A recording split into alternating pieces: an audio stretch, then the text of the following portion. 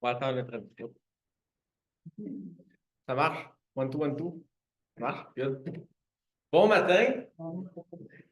Je vais essayer de ne pas parler trop vite parce que notre cher traducteur, je pense pas qu'il ait été formé pour faire du rap. Alors, bien content de vous voir ce matin.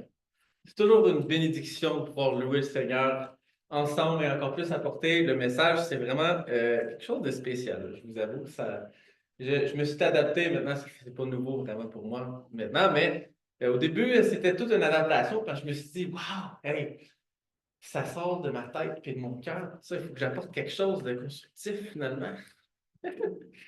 Je découvrais que quand on est dans la prière, qu'on prie, puis que le Seigneur nous met quelque chose, parce qu'on lit la parole de Dieu, puis que là, il y a quelque chose qui bouille dans nos cœurs, c'est tellement simple de parler de ce qu'on a, ce qui résonne dans nos cœurs, puis parce qu'on est passionné pour ça. On a vraiment une passion qui se dégage, un zèle qui se dégage, puis je me suis dit, ça doit être tout un défi pour un pasteur de faire ça chaque semaine. Parce que une inspiration de même, ça ne m'arrive pas toutes les semaines. Ça m'arrive une fois de temps en temps, puis là, je l'ai pour quelques mois. C'est vrai. Bref, merci Seigneur pour l'inspiration qu'il donne à tous et chacun et pour sa parole surtout. Parce que sa parole est importante, elle ne change pas comme Dieu ne change pas. Amen. Et ce matin, on va parler de la foi. On a vu cette année, on donne comme vision pour l'Église, c'est pas, donc prière, action, sanctification, tout dans l'aspect de rester, d'instruire, de grandir et de produire une assemblée qui marche dans la foi, dirigée par le Saint-Esprit dans la parole de Dieu. Et ce matin, le titre de la prédication, c'est la quête de la foi. Alors, la foi ici, qui est quelque chose qui doit prendre une place primordial dans la vie de chaque chrétien. Tout disciple du Seigneur Jésus doit avoir la foi. Et le Seigneur est bon et fidèle. Il accomplit toujours ses promesses. Et le Seigneur nous demande de demander avec foi. Amen. Alors, la foi ici, c'est quand même un concept qui peut être un challenge à comprendre parce qu'on dirait qu'on arrive toujours à comprendre un peu plus à chaque stade de la vie. Donc, on le comprend un peu plus quand on vient au Seigneur. On est sauvé par la foi, ce n'est pas par notre propre gloire, mais on est sauvé par la foi. Le Seigneur dépose cette foi et ensuite la foi devient de plus en plus instruite. Amen. Alors, on s'instruit, on lit la parole de Dieu, on prie, on est avec le Seigneur, on s'instruit entre frères et sœurs et notre foi grandit. Et on découvre tranquillement que, mon doux, il y a du bon steak dans la parole de Dieu. Dans la Bible, il y a tellement de choses là-dedans qui est bon pour nous, qui est bon pour notre foi, qui instruit notre foi, bien sûr, mais aussi c'est des choses qu'on peut demander pour nos propres vies. Amen. Et ça demande encore la foi. La foi est encore présente. Ce n'est pas juste au début de la vie chrétienne, c'est tout au long du cheminement. Et ici, on essaie on va faire un pas, et le pas ici, c'est la prière, l'action et la sanctification. Et la foi doit mener vers une action quelconque. Amen. La foi se concrétise et se transpose dans nos actions.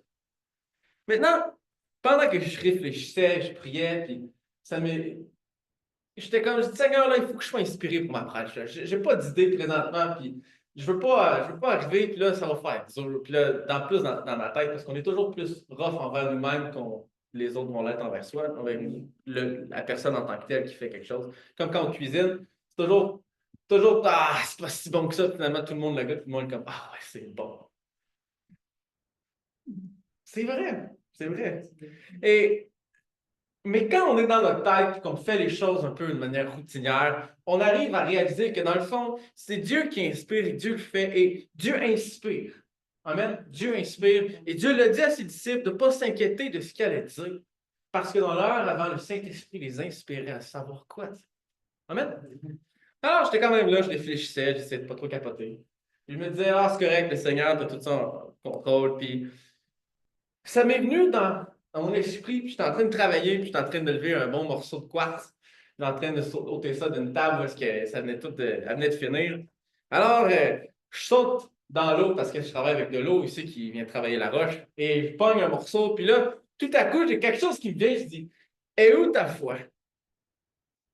Où est votre foi? Parce que, en tant que prédicateur, en tant que pasteur, quand on prêche à notre assemblée, amen, mais on prêche aussi de quelque chose que nous avons vécu. Alors, je sentais le Seigneur dire, est où ta foi? On a commencé les duos, mais moi, là, ce que je veux voir, c'est votre foi. OK. Fait que là, je me dis, je vais noter ça, moi, à ma pause. Je n'ai pas le temps d'aller sur mon téléphone. Je continue de travailler. Puis là, ça me lâche pas. Je me dis, non, il faut vraiment que j'aille noter ça parce que sinon, je vais l'oublier. Puis c'est vraiment important. Fait que je vais noter ça sur mon téléphone. Puis, je note cette affaire-là. Puis là, les réflexions commencent à s'en venir. Puis tranquillement, je commence à trouver un peu plus quelque chose. Puis, mais c'est qu'est-ce que Dieu veut voir chez nous? Dieu veut voir la foi. Il veut voir la foi dans nos cœurs. Merci Seigneur pour les duos et on est bénis pour ce qui se passe. Je fais partie d'un duo et à chaque fois qu'on est accueilli chez quelqu'un, c'est vraiment merveilleux. On va dans la prière et le Seigneur fait quelque chose, pas juste dans le cœur de ceux qui nous reçoivent, mais aussi dans le cœur de ceux qui se déplacent. Amen. Alors, on est bénis pour la direction que Dieu a donnée à notre assemblée cette année. Et c'est les duos. Et ça va dans la vision de notre assemblée, c'est la prière, l'action et la sanctification. Et Dieu est bon et fidèle et il le fait. Mais Jésus cherche la foi chez nous, autant au niveau personnel qu'au niveau de notre assemblée. Amen. Alors, j'ai déjà vu par le passé des gens qui priaient, puis dans le fond, c'était plus routinier que d'autres choses. Et je les regardais, je me disais, sans jugement, j'essayais de pas juger, on s'entend là, parce que je suis pas mieux parfois, on va se le dire. Et je disais, mais où la foi? Parce que normalement, quand la foi est en action, quand le Seigneur bénit quelque chose et le temps de prière ou que le Seigneur bénit les pas qu'on fait, qu'on voit que la parole de Dieu est vraiment vivante dans la vie d'une personne, ça se répand.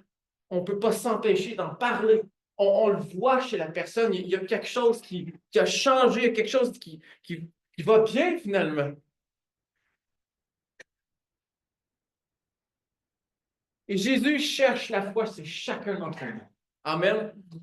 Et il faut la demander. Jésus ici et là, il dit, la foi est disponible. Quand Jésus il faisait son ministère ici sur terre, Jésus cherchait la foi dans son peuple, dans le cœur de son peuple. Et on va regarder quelques exemples. La première, on va voir la foi de l'aveugle. Et on peut le tourner dans Marc, chapitre 10. Si je ne me trompe pas, c'est versets 46 à 52. Ouais. Jésus, ici, voyage, il se rend en Judée et il se fait questionner par les pharisiens. Et ils veulent lui tendre un piège. Jésus, bien entendu, ne tombe pas dans le piège, comme d'habitude, parce que Jésus, il est assez bright. Et Jésus répond à leurs questions. Puis après avoir répondu aux questions, il rencontre un homme qui a beaucoup de biens, il a une grande richesse. Puis Jésus dit, vends tout ce que tu as et suis-moi. Et le prix est très élevé pour cette personne. Alors, Jésus, Jésus après rencontre quelqu'un d'autre. C'est Bartimée, le fils de Timée. Et lui, il est aveugle, si je ne me trompe pas, depuis la naissance. Et il entend que Jésus il est dans le coin. Alors, Marc, chapitre 10, verset 46. Ils arrivèrent à Jéricho, et lorsque Jésus sortit avec ses disciples et une assez grande foule, le fils de Timée, Bartimée, mendiant, aveugle, était assis au bord du chemin.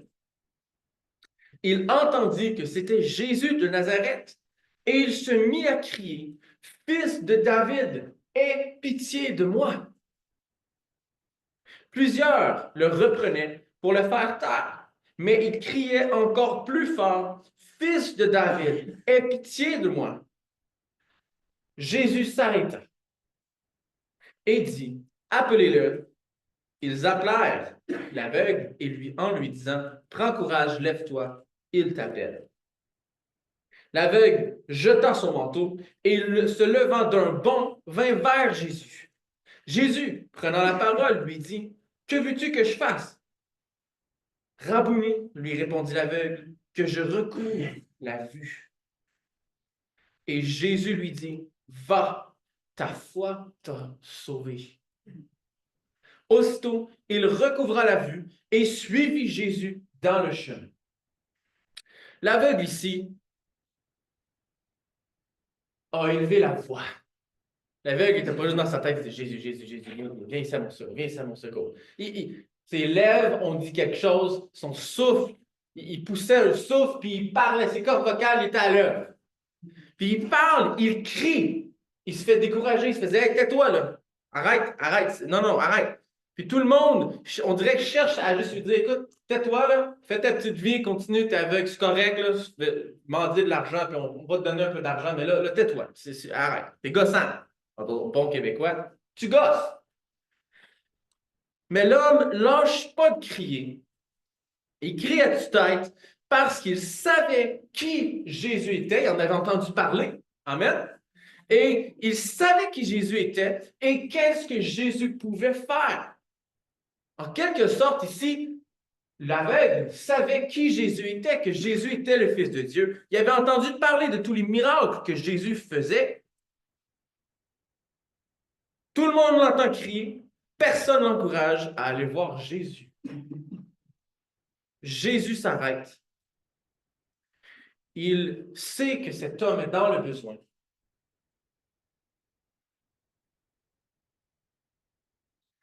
Maintenant, je ne pense pas que Jésus est en train de faire venir l'homme parce qu'il dit là, il est vraiment, vraiment gossant. Il faut qu'il se taise. Il faut que je trouve une manière pour que celui-là, il se la ferme la boîte. Non, Jésus s'arrête. Il est en train de marcher, Jésus s'arrête. Il prend le temps de dire à ses disciples d'aller chercher cet homme. Cet homme, dans le fond, qui a l'espoir en Jésus, qui sait ce que Jésus a fait et ce que Jésus peut faire, qui ne lâche pas prise, qui dit non, non, non, Jésus il est ici. Moi, je le veux, mon miracle. Je veux retrouver ma vue. Il n'y avait pas question que Jésus passe sans qu'il ait entendu quelqu'un crier et dire non, Jésus de Nazareth, aie pitié de moi.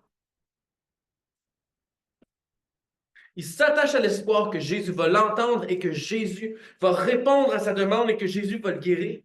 Comme de fait, Jésus l'entend et Jésus dit, amenez-moi lui.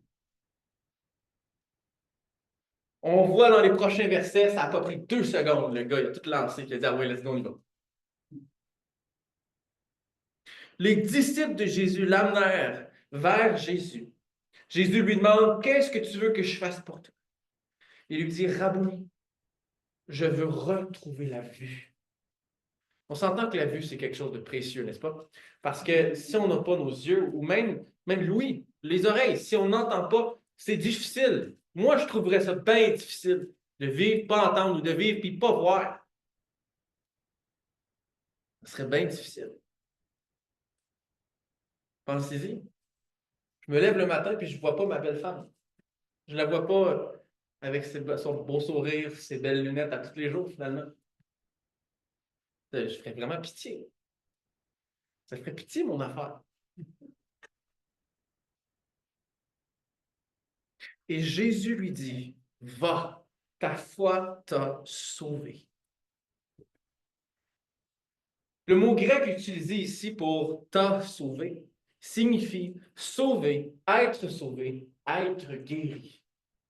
Alors, on pourrait ici venir apporter une petite modification et dire, c'est Jésus qui parle, qui dit, va, ta foi t'a guéri. Ça apporte une nuance différente. Quand on parle de va, ta foi t'a sauvé, souvent on va l'interpréter et on va dire ah, mais c'est parce que là, il a reçu le salut. Ta foi t'a sauvé. Tu crois en Jésus et maintenant ta foi t'a sauvé. Mais Jésus ici est en train de guérir cet homme. Va, ta foi t'a guéri. Amen. Jésus ici a vu la foi dans le cœur de cet homme. Et c'est ce qui, je suis convaincu, a fait que Jésus s'est arrêté et a dit, amenez-moi cet homme. Parce que lui, il ne se la tait pas. Il ne se la boucle pas, là, la bouche. Il parle, puis c'est parce qu'il sait ce que je peux faire, puis il demande, puis il va insister jusqu'à ce qu'il l'aille. Parce que sa foi pour lui était déjà réelle. Il savait qui Jésus était et il savait ce qu'il pouvait faire. Amen. Amen. Alors la foi ici est importante et la foi, on voit qu'elle est personnelle. Cet homme est sauvé à cause de sa foi, est guéri à cause de sa foi en la personne de Jésus-Christ. Amen. La foi est importante. On cherche à faire des pas de foi, Et ça demande la foi. Comment pas être plus clair que ça? Mais la foi. La foi, la foi, la foi. Jésus cherche la foi. C'est chacun d'entre nous. Allons voir une autre instance où on voit la foi de quelqu'un d'autre à l'œuvre. Et vous pouvez tourner dans Luc chapitre 7, versets 2 à 10, qu'on va aller voir. Et c'est le serviteur du centenier. C'est quelqu'un qui demande une guérison au nom de quelqu'un d'autre. Et Luc chapitre 7, on va commencer au verset 2. Un centenier avait un serviteur auquel il était très attaché et qui se trouvait malade sur le point de mourir. Ayant entendu parler de Jésus, il lui envoya quelques anciens des Juifs pour le prier de venir guérir son serviteur. Ils arrivèrent auprès de Jésus et lui adressèrent d'instantes supplications, disant, « Il mérite que tu lui accordes cela, car il aime notre nation et c'est lui qui a bâti notre synagogue. » On peut prendre une petite pause juste là, parce que j'étais en train de lire ce passage et je me suis dit, « Hey, mon Dieu, que ça semble... Vite fait de même, on dirait que le gars, il a envoyé des anciens juifs pour dire, écoute, je le mérite, là, tu me le donnes, j'aime votre nation, j'ai tout fait ce qui était possible de faire. J'ai bâti votre synagogue, là, come on, je le mérite, come on. Fait on dirait ici que ça, c'est pas péter les bretelles, c'est un peu ça, par exemple. Fait que le monsieur, il envoie des anciens, puis là, eux autres, ils supplient Jésus de venir et de faire ça, puis ce qu'on voit ici dans le passage, il mérite que tu accordes cela, car il aime notre nation et c'est lui qui l'a bâti, notre synagogue. On dirait vraiment que dans le fond, lui, il est en train de demander un miracle. Il dit parce que je l'ai mérité. Je l'ai mérité, tout le monde le sait. Fait que oui, donne-moi le miracle. Il envoie des anciens juifs, il n'envoie pas n'importe qui. Il envoie des juifs voir Jésus pour guérir son serviteur. Mais l'histoire continue. Verset 6. Jésus étant allé avec eux, on voit que Jésus a décidé finalement d'aller, n'était guère éloigné de la maison quand le centenier envoya des amis pour lui dire, « Seigneur, ne prends pas tant de peine, car je ne suis pas digne que tu entres sous mon toit. C'est aussi pour cela que je ne me suis pas cru digne d'aller en personne vers toi. Mais dis un mot et mon serviteur sera guéri. Car moi, qui suis soumis à des supérieurs, j'ai des soldats sous mes ordres, et je dis à l'un, va, et il va. À l'autre, viens, et il vient. Et à mon serviteur, fais cela, et il fait cela. Lorsque Jésus entendit ces paroles, il admira le centenier, et se tournant vers la foule qui le suivait, il dit, je vous le dis, même en Israël, je n'ai pas trouvé une aussi grande foi. Même en Israël, je n'ai pas trouvé une aussi grande foi. De retour à la maison, les gens envoyés par le centenier trouvèrent guéri le serviteur qui avait été malade. On voit que le centenier, pantoute, la personne qu'on peut illustrer et voir au verset 2 à 5. Au contraire, c'est quelqu'un qui est très humble, finalement, qui dit, « Seigneur, c'est parce que je ne suis pas digne que tu viennes sous moi. » Et Jésus, par tout ce qu'il a entendu, voit ici que le centenier a même une plus grande foi que ce que Jésus a vu dans sa propre nation. C'est fou. Quelqu'un qui ne fait même pas partie de la nation juive, c'est même pas un juif. Jésus, chez lui, trouve une plus grande foi qu'en Israël. Jésus va guérir le serviteur, il guérit à distance, et Jésus s'est fait interrompre parce que le centenier n'était pas digne de recevoir Jésus sous son toit. Ça doit être une histoire très percutante parce qu'on le revoit, cette histoire-là, dans Matthieu. Matthieu, verset 8, et on va juste sortir le verset où est-ce que Jésus dit ici, Jésus était dans l'étonnement, puis il dit à tous ceux qui le suivaient, « Je vous le dis en vérité, même en Israël, je n'ai pas trouvé une aussi grande foi. » Le serviteur a été guéri à cause de la foi du centenier. C'est le centenier qui a bougé les choses, qui a été voir, envoyer ses serviteurs voir Jésus. Lui, il n'a pas été parce qu'il ne se sentait pas assez digne d'être en la présence ou d'amener Jésus sous son toit. Mais cet homme avait la foi. Amen. Il avait la foi et Jésus a été touché par la foi du centenier. Jésus n'a pas trouvé une foi aussi grande parmi son propre peuple. C'est un coup en dessous de la ceinture, vous direz, hein, quelque part. Mais finalement, ce n'est pas tant un coup en bas de la ceinture, parce que ça reflète une réalité. Et le peuple juif ici, Jésus n'a pas trouvé une foi aussi grande parce que, pour la plupart, c'était des incrédules. C'était des personnes de peu de foi. Il y avait la parole de Dieu, ils l'ont étudiée et médité.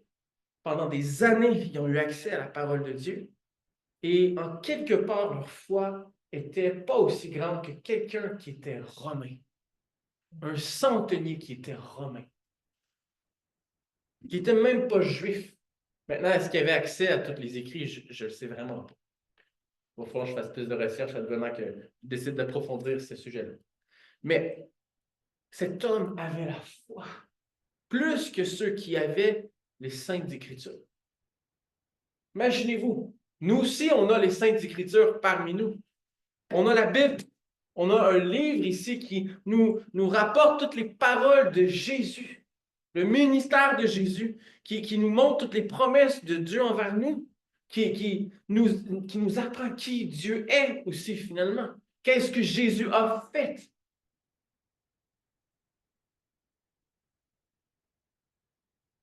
Si Jésus venait dans la petite nation, est-ce qu'il trouverait une foi plus grande à l'extérieur?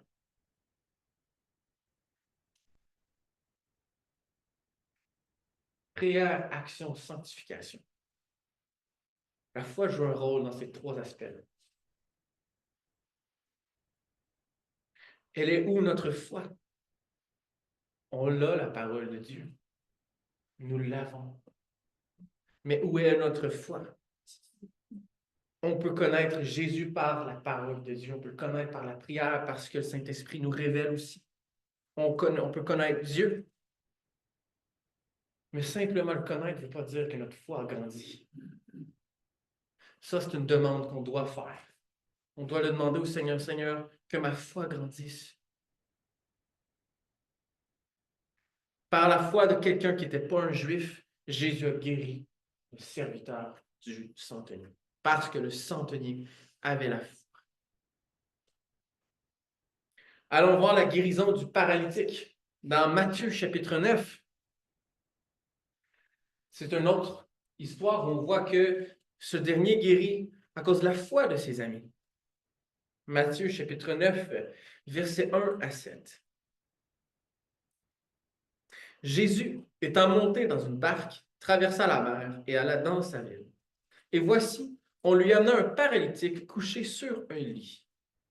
Jésus, voyant leur foi, dit au paralytique, « Prends courage, mon enfant, tes péchés te sont pardonnés. » Sur quoi quelques scribes dirent en dedans d'eux, « Cet homme blasphème. » Et Jésus, connaissant leurs pensées, dit, « Pourquoi avez-vous de mauvaises pensées dans vos cœurs? Car lequel est le plus aisé de dire, tes péchés sont pardonnés, ou de dire, lève-toi et marche? Or, afin que vous sachiez que le Fils de l'homme a sur la terre le pouvoir de pardonner les péchés, lève-toi, dit-il au paralytique, prends ton lit et va dans ta maison. Et il se leva et s'en alla dans sa maison. Ici, on voit qu'il y a un groupe d'amis ici qui ont amené le paralytique jusqu'à Jésus. Il n'y avait pas de place pour rentrer dans le bâtiment. Alors, ils ont fait un trou sur le toit, puis ils ont descendu l'ami en question et Jésus a tout vu ça. Jésus a vu cet homme descendre à côté de lui et maintenant Jésus va guérir. Jésus a vu leur foi. On dit pas. Là, si on regarde au verset 2, on voit que ici, voici, et on lui amena un paralytique couché sur un lit. Et Jésus, voyant leur foi, dit au paralytique. Jésus n'est pas en train de dire, Jésus, voyant la foi du paralytique, a décidé de le guérir. Jésus est en train de dire, Jésus, voyant leur foi, il voit la foi de ceux qui l'ont emmené, ceux qui l'ont descendu du toit, qui ont fait tout en leur pouvoir pour amener cet homme au pied de Jésus pour que Jésus dise, lève-toi, prends tes affaires et marche. Amen. Par la foi de ses amis, ce paralytique est guéri.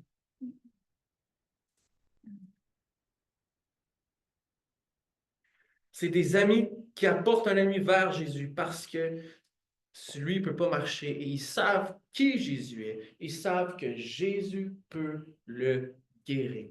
Amen. Pas d'accès, ils font l'accès. Ils ont littéralement fait l'accès pour parvenir à Jésus. Ça, c'est des bons amis. N'est-ce pas? Ça, c'est des bons amis. Et Jésus voit leur foi, il est touché. Jésus guérit le malade. Malgré tout ce qui se passe alentour. Il y avait des pharisiens là-dedans. Jésus, ici, il connaissait les pharisiens, il connaît leurs pensées. Et Jésus va adresser leurs pensées. Et malgré tout, Jésus guérit le paralytique. Jésus dit, vas-y, lève-toi et marche. Amen. On va retourner un peu sur les passages qu'on a vus, les 3 passages, et pour amener plus un aspect pratique. Dans le premier ici, dans celui de Marc, chapitre 10, 46 à 52, on ne va pas revisiter le passage, je vais aller plus. On voit ici que la foi est personnelle.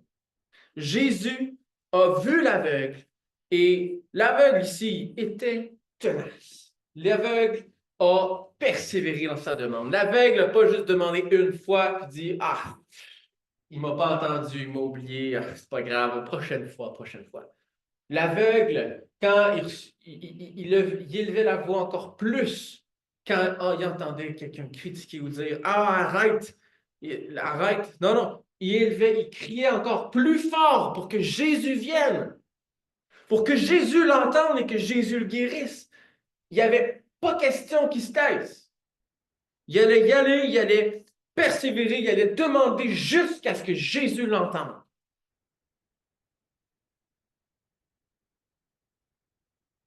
Il savait que Jésus pouvait le crier. Fait que lui, dans sa tête, là, je sais que on ne voit pas dans la Bible qu'est-ce qui se passe entre ses 2 oreilles, mais quand même, laissez-moi vous laisser entrer dans votre imagination ici. OK? Et il connaît qui Jésus est, et lui, dans sa tête, il dit, il n'y a pas question. On va y aller, on va parler le plus fort qu'on veut, parce qu'il n'y a pas question ici que Jésus pense que moi, je ne veux pas guérir, parce que tout le monde est guéri. Il a entendu les miracles qui se passaient, puis il dit, non, non, non, moi aussi, je veux cette guérison-là. Je veux pouvoir marcher, je veux pouvoir voir. Il va crier aussi fort qu'il doit, il va demander autant de fois qu'il doit, pour que Jésus vienne le guérir. Il va le faire peu importe les critiques qu'il peut recevoir, il va le demander, puis il va le demander encore plus fort et plus intensément. Jésus était là, il n'y avait pas question que Jésus passe sans l'avoir vu, sans lui avoir parlé et sans que Jésus le guérisse. Peu importe le découragement ou à quel point tout le monde essayait de le faire taire, lui, il fait juste parler. Il tient son bout. Sa foi était en Jésus. Et il sait ce que Jésus peut faire. Il sait. Par contre, il ne sait pas si Jésus va le guérir parce que oui, il y avait beaucoup de malades. Jésus a guéri beaucoup de malades. Mais Jésus n'a pas guéri tous les malades. Jésus avait un disciple qui boitait. Il y avait un disciple qui avait des problèmes de santé aussi. Mais il demande, il crie, il dit non, non, non, non, non. Au moins, je vais le savoir. Si Jésus veut faire un témoignage de moi, puis que je sois aveugle, mais que je témoigne de lui, parce que c'est ça qui va arriver. Mais il savait qui Jésus était. Il n'y a aucune garantie, mais il crie plus fort qu'il peut. Il demande, puis n'arrête pas de demander, Jésus, a vu sa foi. Et Jésus l'a guéri. Jésus a vu la foi de cet homme. Et l'homme a été guéri. Va, ta foi t'a sauvé. Ta foi t'a guéri. Notre Dieu n'a pas changé. Jésus n'a pas changé. Le Jésus qu'on voit dans la parole de Dieu, le Fils de Dieu, est encore le même aujourd'hui. Alors la foi ici est personnelle. Jésus a guéri cet aveugle parce que l'aveugle avait la foi en lui. L'aveugle avait la foi. Et Jésus cherche encore la foi chez ses enfants. Nous sommes ses enfants. La foi est importante. La foi joue un rôle constant, autant au début qu'à la fin, autant au milieu de la course. Éphésiens 2, 8 nous dit, « Car c'est par la grâce que vous êtes sauvés par le moyen de la foi. Et cela ne vient pas de vous, c'est le don de Dieu. » Et si on regarde le verset juste après, il est en train de dire, c'est afin que vous ne vous glorifiez pas. C'est à la gloire de Dieu. Jésus voit la foi chez l'aveugle ici, et l'aveugle vient vers Jésus, et Jésus le guérit. Et c'est quelque chose qui a glorifié Dieu, le Père. Dieu s'est glorifié par la guérison de cet aveugle. Par le fait que l'aveugle a retrouvé la vue, Dieu s'est glorifié. Et ce n'est pas l'aveugle qui s'est glorifié.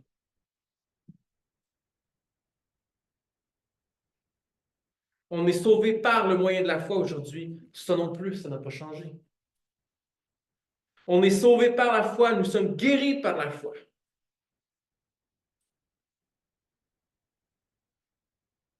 Ne gaspillons pas notre temps à prier,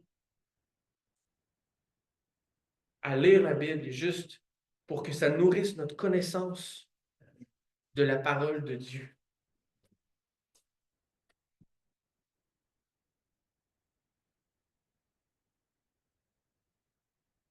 On doit demander au Seigneur, c'est vrai, mais on n'est pas pour demander quelque chose qui va contre la parole de Dieu. Jésus est pour la guérison. Jésus a guéri des malades, il a guéri les paralytiques, il a guéri l'aveugle, il a guéri le serviteur du centenier qui était aveugle de mourir. C'est à cause qu'il a vu la foi. Il était touché par la foi qu'il trouvait. Alors que Dieu trouve la foi dans chacun de nos cœurs, parce que la foi est personnelle. La foi est personnelle.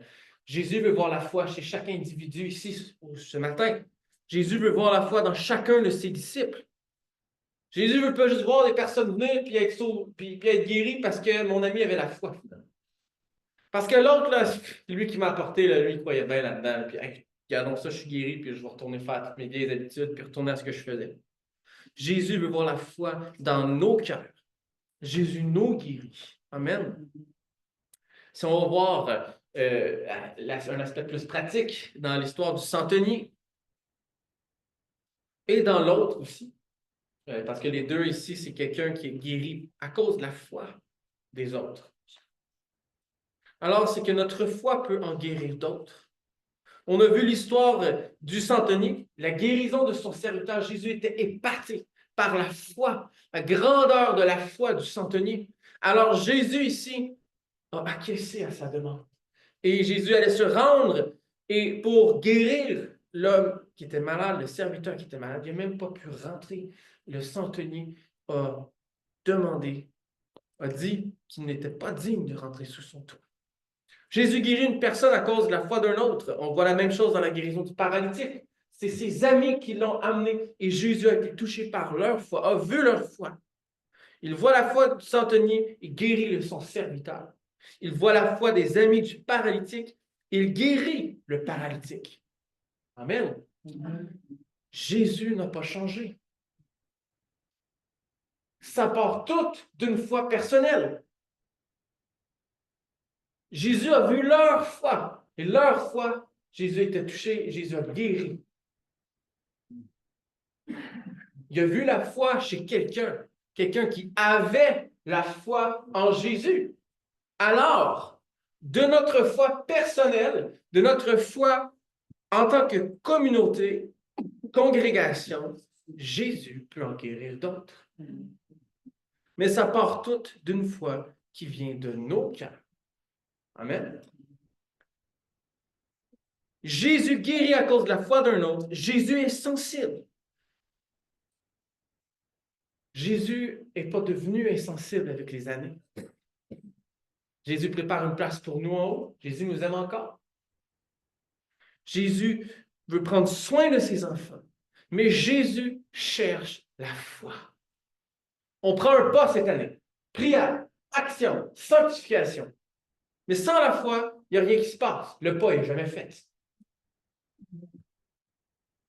Par l'entremise de sa parole et de la prière, de la parole de Dieu et de la prière, notre foi peut être instruite et notre foi est appelée à grandir. On n'est pas juste appelé à méditer la parole de Dieu pour devenir super intelligent. J'ai connu des personnes qui ont étudié en théologie avec moi, puis aujourd'hui, ils n'ont pas eu la réponse à toutes leurs questions, ou ils ont eu d'ailleurs la réponse à toutes leurs questions, puis ils ne sont plus dans la foi chrétienne aujourd'hui. Imaginez-vous, là, ils ont été étudier la parole de Dieu, théologie, donc l'étude de Dieu, et ils sont sortis, puis la foi n'était plus pareille. Il n'y avait plus de foi. La connaissance a surpassé leur foi. Ils se sont dit, ah, c'est parce qu'il n'y a pas juste la foi dans la vie. Ils étaient tellement connaissants que tu ne pouvais plus les contredire. Tu ne pouvais plus réfléchir, tu ne pouvais plus argumenter, tu ne pouvais plus faire ci, plus faire ça. C'était tout resté ailleurs que dans le cœur. Parce que la foi se retrouve dans le cœur. Une bonne connaissance ne sert à rien si elle ne sert pas à instruire notre foi. Une bonne théologie, c'est quand on se sert de la tête et du cœur pour apprendre à connaître Dieu. Jésus n'est pas insensible. Jésus connaissait la parole de Dieu de fond en comble. Il la connaissait de A à Z. Et Jésus a fait de la théologie parfaite. Parfaite. Jésus était sensible. Il n'était pas isolé. Il n'était pas froid. Il n'était pas nonchalant. Jésus a touché son peuple. La parole de Dieu nous permet de connaître Dieu qui il est. Notre connaissance de Dieu devrait nous donner l'assurance. La foi est une ferme assurance. Bon, le verset continue. On peut-tu mettre le verset, s'il vous plaît? C'est Hébreux 11, 1. Merci. Fait que la foi ici est importante. On va attendre le verset. La foi en Jésus, notre connaissance en lui, nous donne l'assurance. La foi est une ferme assurance des choses qu'on espère, une démonstration de celles qu'on ne voit pas. Amen. Alors, cette assurance, on l'a. On connaît Dieu. Le centenier connaissait que quand il demandait quelque chose à ses serviteurs, lui qui était supérieur, ceux-là, il faisait ce que lui il demandait. Jésus a été touché par sa foi.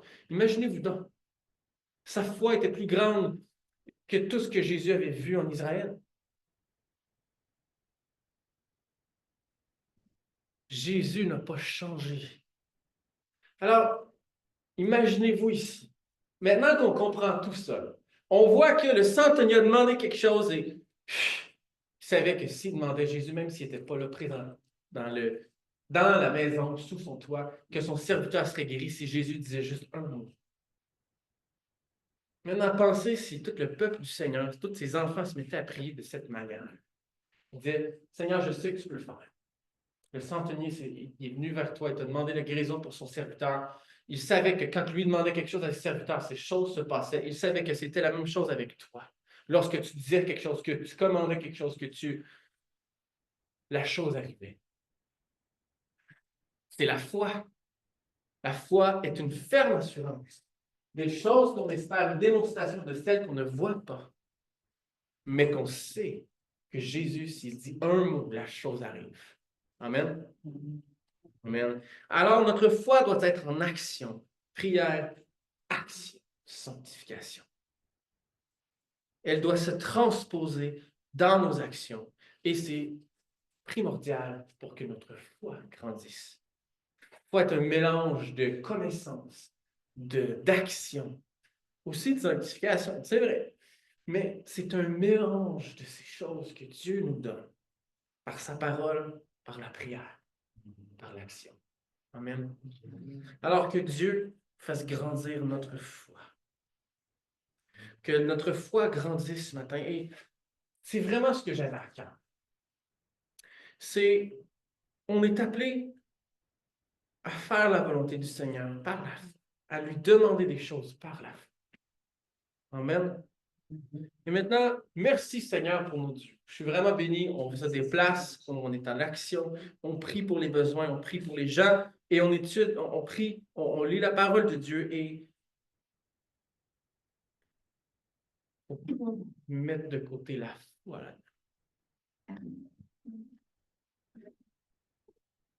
On est appelé à avoir la foi et croire que lorsqu'on demande si Jésus dit un mot, la chose va arriver. Notre foi impacte notre vie personnelle, la vie de nos proches. Et la foi de notre assemblée impacte la vie de tous ceux dans notre communauté, dans notre région. Amen. Amen. Le Seigneur est bon et le Seigneur est fidèle. Toujours fidèle. Amen. Alors, c'est un peu ce qui conclut la prêche de ce matin. Et que Dieu dépose une foi dans chacun de nos cœurs. Amen.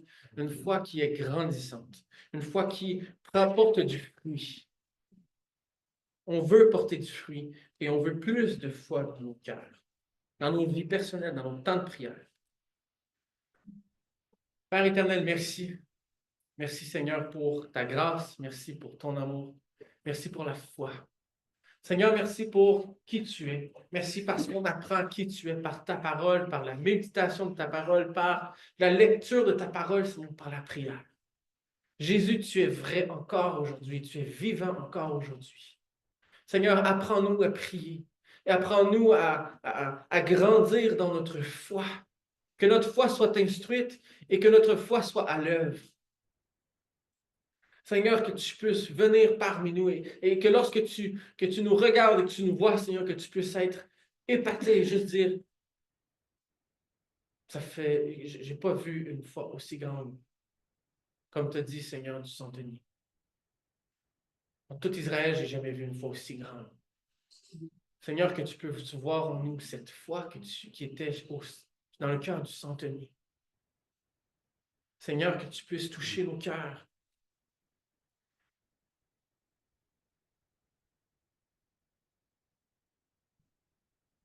Que notre foi grandisse, Seigneur. Et que l'inaction devienne de l'action, Seigneur. Que ton nom soit glorifié. Seigneur, c'est pour ta gloire qu'on prie, qu'on demande toutes ces choses. Et que ton nom soit glorifié. Que ton nom soit exalté, Seigneur. Au nom de Jésus. Amen.